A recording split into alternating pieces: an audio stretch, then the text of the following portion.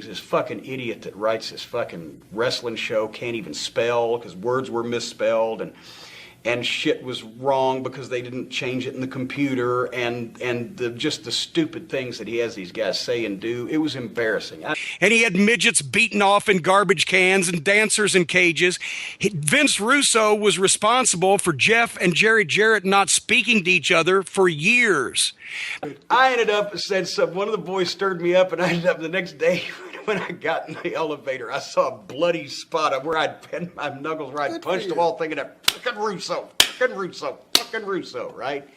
Because I saw much of it. I couldn't take listening to that fucking voice or looking at that goddamn brown puckered sphincter of a fucking face for like 17 minutes that it was. So I watched some of it and then I was going to go back to it. And by that time it had been taken down. So anyway, and I promise folks, this will not all be about Vince Russo, but he's asking me the questions and I'm trying to answer them to the best of my ability.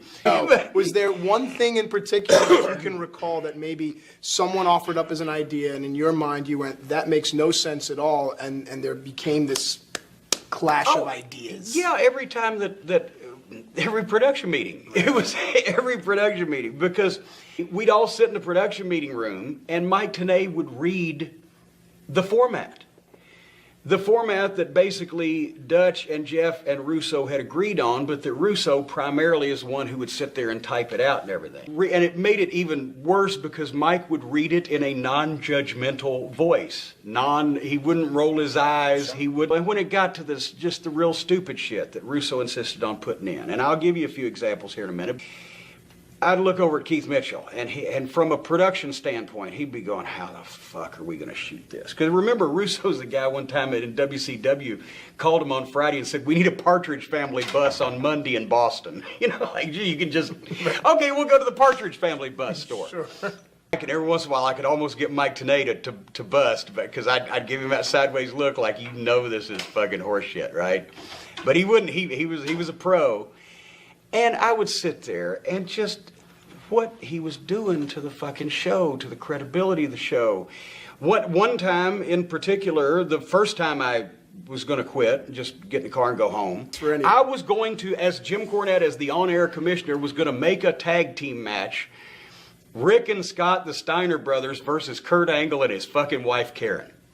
So what I did was I went to Wendy's, had 2 triple cheeseburgers, and thought about it and came back and went to Jeff and said, okay, now what can we do that I'll do, because elsewise I'm going home. I'm not going to make a match between the Steiner brothers and Kurt Angle and his wife. How could I fucking feasibly? Sure. So we ended up being a handicap match. I don't know what the fuck. It was constantly trying to fix somebody else's shit. Like, you start the murder mystery. You write the first chapter and then you hand it to me. Okay, you write the rest of it. Who did it? I don't know. Fixing shit is worse than taking a blank piece of paper and starting from scratch. I'm gonna ask because he thought it. Do you think he wrote them with an intent to put you in an awkward position? No, he wrote them because he's a fucking idiot and he don't know how to write any better wrestling than what he wrote. Glad I asked that question. My favorite one. Yes. My favorite one was when Abyss was being psychoanalyzed by Dr. Stevie Richards.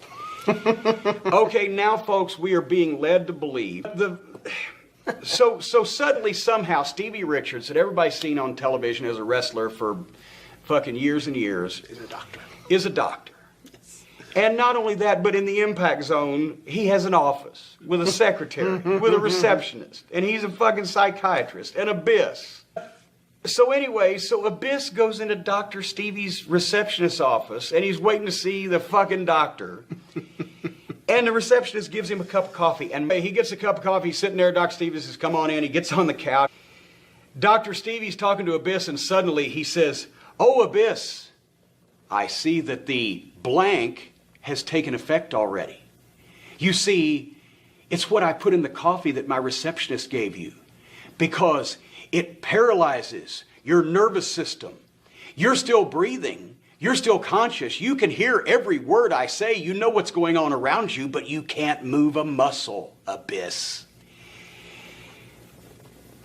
Where do I fucking start? Not only was that the goddamn stupidest thing I've ever heard of, but it actually on the format said the blank has taken effect. Like there was really some kind of this goddamn pygmy curare poison from the wilds of the Amazon that you could get that would have this effect, but he couldn't be bothered to get on the internet and search out what the name of it was, so he just left it blank like somebody else was going to know. Oh, you mean the draconian poisoning? Oh yeah, that's what it was. He left it fucking blank to come up with a name for this fictitious fucking poison. I've saved that format especially it's sitting on the shelf in my office as when I finally said wrestling is fucking pretty much done with this kind of shit like this going on. Of course, the guys that could talk would change it because they didn't want to say the stupid shit. And the guys that couldn't talk or didn't have the pull to change it would try to memorize it. That's why they'd have that deer caught in the headlights look, because they're trying to recite the words that they have memorized that have been written by a fucking idiot.